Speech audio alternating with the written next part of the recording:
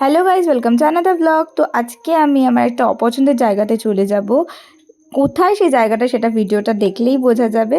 তো অটো করে আমি চলে এসেছি বাসজনিতে। এখানে তানিয়া, কেয়া, সুজোদা সবাই চলে এসেছে।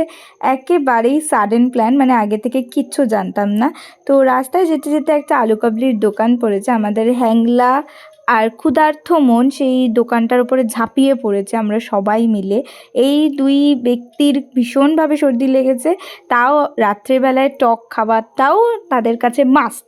তো আমরা তিনজন মিলে আলু কাবলি নিয়ে নিয়েছিলাম। আলু কাবলিটা সত্যি খুব ভালো ছিল। তো এইটা তো শুধু শুরু ছিল। এরপরে আমরা গড়িয়ার অটোতে বসে গেছি। হ্যাঁ, গড়িয়ার অটোতে করে আর কোথায় যাব, পাটুলিতে। আমি একদম পছন্দ করি না, বাট যেহেতু এরা বলল আর ভালো লাগছিল না ঘরে, তাই জন্য চলে এসেছি।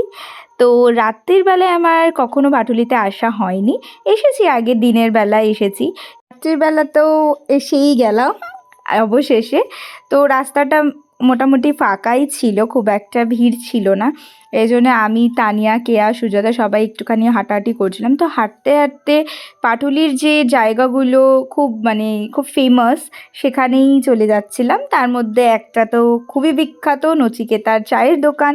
আর এরকম একটা শীতে চা খাবো না সেটা তো হয় না। আর দোকানটাও খুব ফেমাস, আর চাটাও খুব ভালো। আগেও খেয়েছি এবং যারা যারা পাটুলিতে গেছে নিশ্চয়ই সবাই খেয়েছে। তো আমরা এখন সবাই মিলে চাটাকে এনজয় করছিলাম, যদিও আমি খুব একটা চা পছন্দ করি না।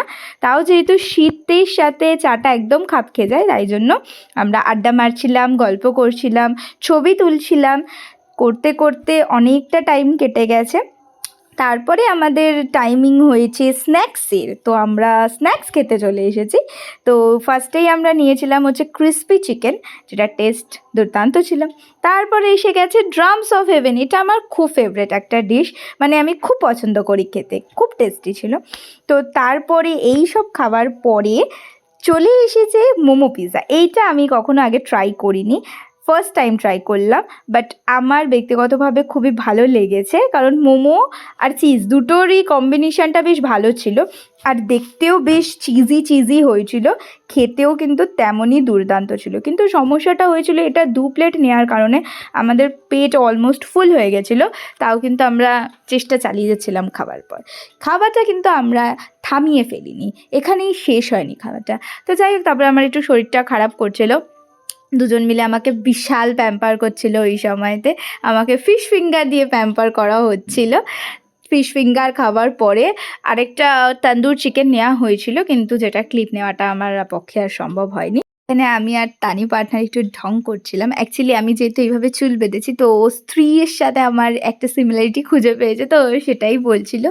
তো আমরা যে বসে আছি এটা অনেকটাই রাত হয়ে গেছে, কিন্তু আমাদের বাড়ি যাওয়ার কোনো টেন্ডেন্সি দেখা যাচ্ছে না। এই যে এই ম্যাডামের তো কোনো ইচ্ছাই ছিল না, একে পাটুলিতে ঘর বানিয়ে দেওয়ার আমাদের একটা প্ল্যান চলছিল। তো যেহেতু বেশ খানিকটা রাত হয়ে গেছিলো, তাই জন্য আমাদের কিছু ট্রান্সপোর্ট পেতে অনেকটাই অসুবিধা হয়েছে। তো শেষমেশ একটা গাড়ি পেয়েছিলাম, তো সেটা করে আমরা বাড়ি চলে গেলাম। এরকমই ভালো খারাপের মধ্যে দিয়ে ভালোর পরিমাণটাই বেশি ছিল। চলো, দেখা হবে নেক্সট ভিডিওতে। টাটা।